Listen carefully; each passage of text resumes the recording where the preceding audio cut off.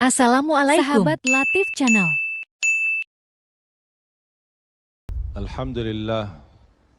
Alhamdulillahi Rabbil Alamin. Allahumma salli ala Sayyidina Muhammad wa ala ali Sayyidina Muhammad. Kita dalam segala urusan dunia mengambil keputusan, kita harus bermusyawarah. Tapi kalau dalam hal ibadah tidak semestinya bermusyawarah. Artinya kalau kita mau laksanakan kewajiban kita, masa kita bermusyawarah dulu? Allah Subhanahu wa taala memanggilkan kita untuk menunaikan salat kita 5 waktu, tidak perlu dimusyawarahkan. Kalau kita sudah mendengar hayya 'alas salah, hayya 'alal falah, segera tunaikan kewajiban kita. Kalau kita perhatikan dalam Al-Quran, banyak ayat-ayat yang Allah Subhanahu wa taala ikatkan salat dengan zakat, atau bahasa lain salat dengan infak, sebagaimana firman Allah Subhanahu wa taala di suratul Baqarah, dan saya yakin semuanya hafal. A'udzu billahi minasyaitonir rajim. Bismillahirrahmanirrahim. Alif Lam Mim. Dzalikal kitabu la raiba fihi hudan lil muttaqin. Alkitab ini petunjuk bagi siapa? Bagi muttaqin. Dan Allah menjelaskan sifat-sifat mereka. Kalau kita ingin meniru mereka, ingin bergabung bersama mereka, ingin menjadi seperti mereka, ikutilah penjelasan Al-Quran. Siapa si al-muttaqin ini?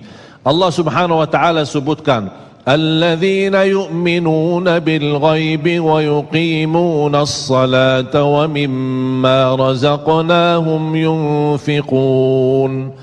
Mereka adalah yang beriman tentang ghaib. Apa yang ghaib? Allah, malaikat, jannah, surga, neraka, segala sesuatu yang ghaib mereka percaya, walaupun mereka tidak melihat dengan mata sendiri.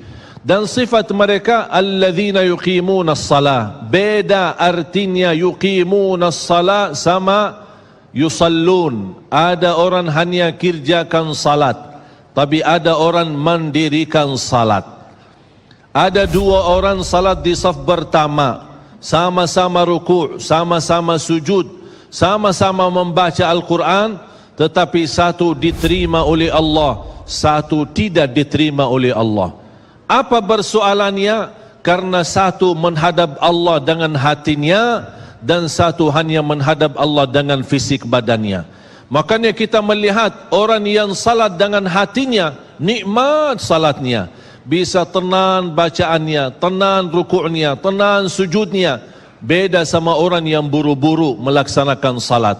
Saya pernah masuk satu masjid, habis saya tahiyatul masjid duduk. Saya melihat seorang baru masuk dan juga tahiyatul masjid. Saya melihat gerakan salatnya, subhanallah, bukan subhanallah, na'udzubillah, luar biasa cepat. Saya hanya menangkapi bacaan gerakan salatnya. Saya baca Al-Fatihah, saya baru selesai waladdallin amin, dengan saya mencuba bagaimana bandingkan bacaan Al-Fatihah dengan salat beliau, dia sudah sampai ke tahiyat, padahal baru saya selesai surat Al-Fatihah. Salat apa ini yang kita kerjakan? Banyak orang-orang berlomba-lomba seolah-olah ada juara. Siapa yang paling cepat selesai salat dapat juara 1. Inilah yang terjadi dalam keadaan kita. Makanya kita merasa tidak nikmat salat kita. Yang kita hanya kejar seminar khusyuk dalam salat, latihan khusyuk dalam salat.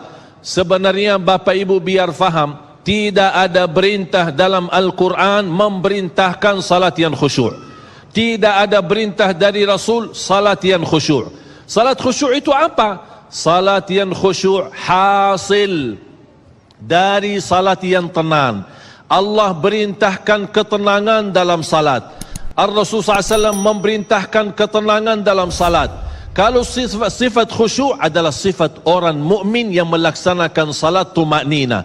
Qad aflahal mu'minun alladzina hum fi salatihim khashi'un.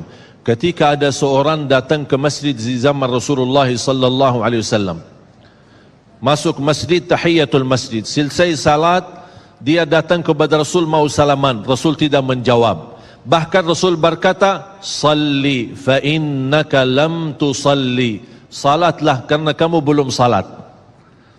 Dia pergi ke depan, salat lagi, selesai balik lagi bertemu Rasul. Mau salaman, Rasulullah SAW tidak menjawab. Salli fa innaka lam tusalli. Salat dulu karena kamu belum salat. Sampai 3 kali dikasih tahu oleh Rasulullah SAW. Akhirnya orang berkata, mohon maaf ya Rasulullah, saya tidak tahu selain ini salatku. Gimana? Kata Rasulullah SAW, fa idza qumta faqum mutma'inna. Kalau berdiri, berdiri tenang, tumaknina. Tumaknina salah satu rukun di dalam salat. Tidak sah salat seorang tanpa Al-Fatihah, betul? Sama tidak sah salat seorang tanpa tumaknina. Baca tenang, rukuk yang tenang, sujud yang tenang, wallahi akan terasa nikmat. Dari hasil ketenangan dan upaya dan ikhtiar kita akan muncullah rasa khusyuk. Karena khusyuk bukan sesuatu yang datang dari luar, tapi khusyuk sudah ada di dalam hati.